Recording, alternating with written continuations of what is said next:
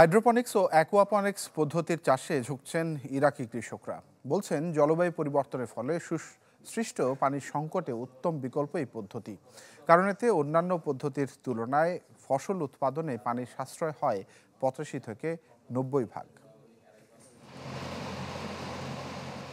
শাকসবজি পরিচর্যায় ব্যস্ত সময় পার করছেন ইরাকি শিক্ষাবিদ আম্মার আল হায়ানি। জলবায়ু পরিবর্তনের কুফলে অন্যরা যেখানে ধুঁকছেন, সেখানে তার গ্রিনহাউসে গাছে গাছে ঝুলছে সতেজ ফসল। তবে শুরুটা মোটেও সুখকর ছিল না পেশায় এ শিক্ষকের। জানালেন নানান প্রতিবন্ধকতা পায়ে মারিয়ে এগিয়ে যাওয়ার গল্প। ছোটবেলায় স্বপ্ন একটা খামার করব, স্বপ্ন পূরণের চেষ্টাও শুরু করি, কিন্তু জলবায়ু পরিবর্তন আর পানির অভাবে দুঃস্বপ্নে পরিণত হয় খামারটি।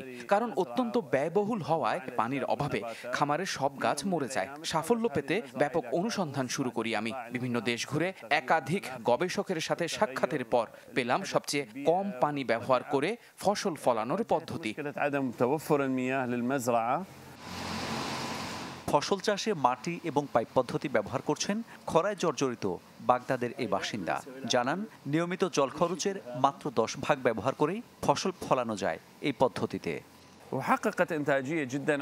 আমরা সিলিকা দিয়ে তৈরি এক ধরনের মাটি ব্যবহার করি, যা ইরাকে কম খরচে প্রচুর পরিমাণে মেলে। এছাড়া খামারের মেঝেগুলো সারিবদ্ধ, এতে গাছপালা পর্যন্ত পানি ও পুষ্টি শোষণের সুযোগ পায়।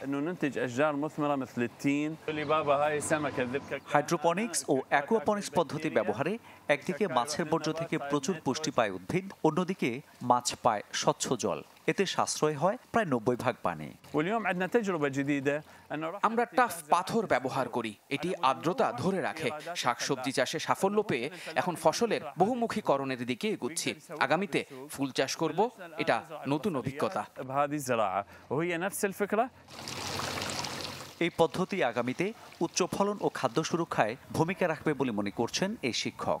এছাড়া কাজের সুযোগ তৈরি হওয়ায় বেকারত্ব কমবে বলেও মনে করছেন তিনি। মামুন উর রশিদ, চ্যানেল 24।